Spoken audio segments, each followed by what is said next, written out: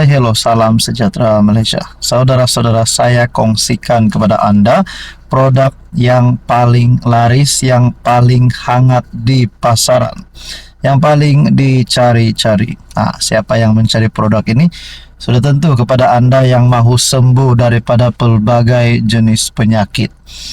Saudara-saudara, ada satu produk bernama Transfer Factor for Life. Nah, ini satu produk yang sangat bagus, sangat recommended kepada Anda yang mempunyai beberapa jenis penyakit, contohnya kencing manis, kolesterol.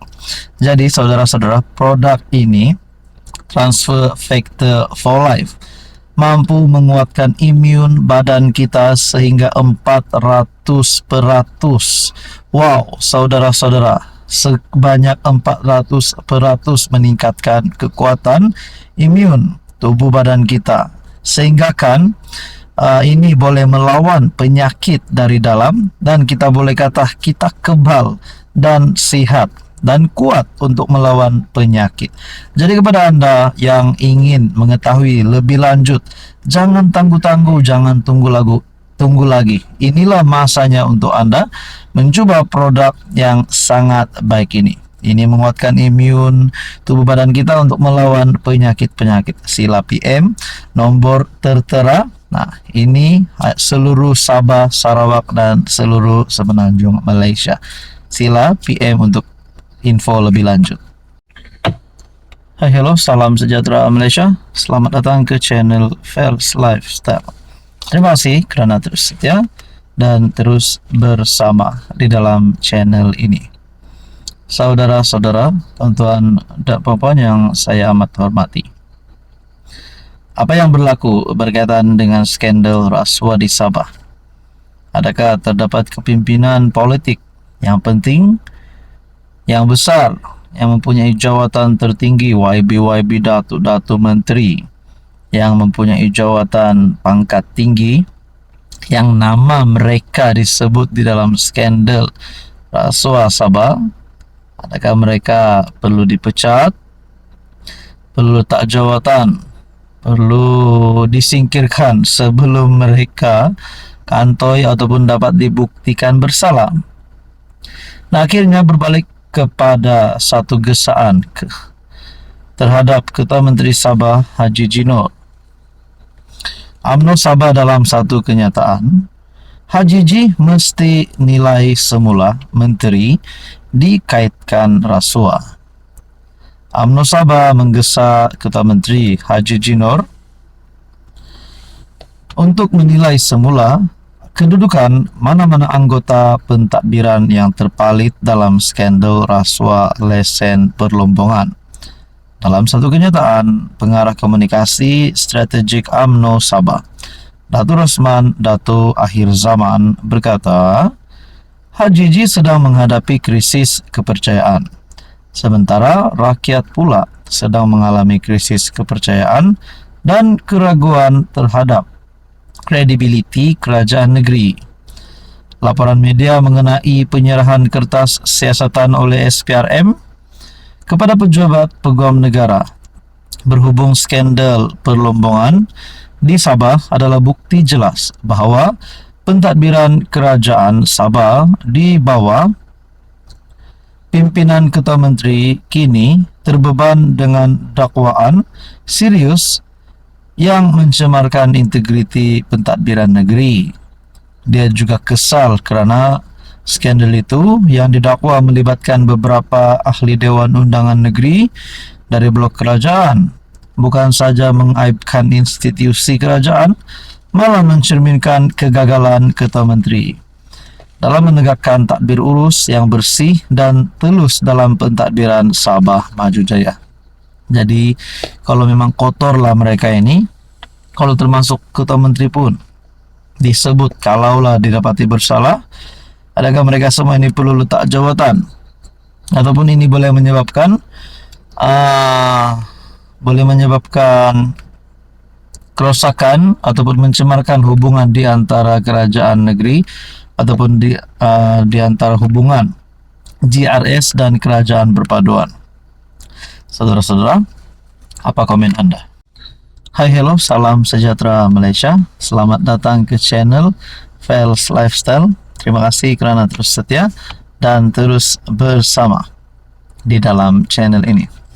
Tuan-tuan dan puan, tanpa membuang masa lagi, ada yang berkata Perdana Menteri PMX Datuk Seri Anwar Ibrahim akan tumbang. Mungkin pada PRU16 nanti Anwar tidak ada harapan lagi.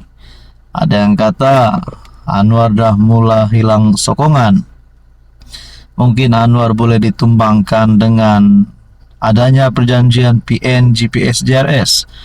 Itu antara senarionya lah. Dan seterusnya ada yang kata pula melalui sokongan undi tidak percaya pun boleh membuat Anwar hilang jawatan. Jadi saudara-saudara, ada yang kata ini satu artikel panas di seluruh media sosial Malaysia. Bukan Melayu makin lantang, kritik Pakatan Harapan, tapi belum sedia peluk pas. Jadi persoalannya, kalaulah ada perpecahan sokongan di dalam kerajaan, di dalam PH, adakah PAS mampu untuk menarik sokongan mereka? Oke, sebelum kita terus kepada isi yang paling panas, saudara-saudara, ada satu produk for life yang dipanggil transfer factor. Ini akan menguatkan imun badan kita. Banyak penyakit kencing manis, kolesterol. Jadi saudara-saudara, beberapa lagi penyakit yang lain.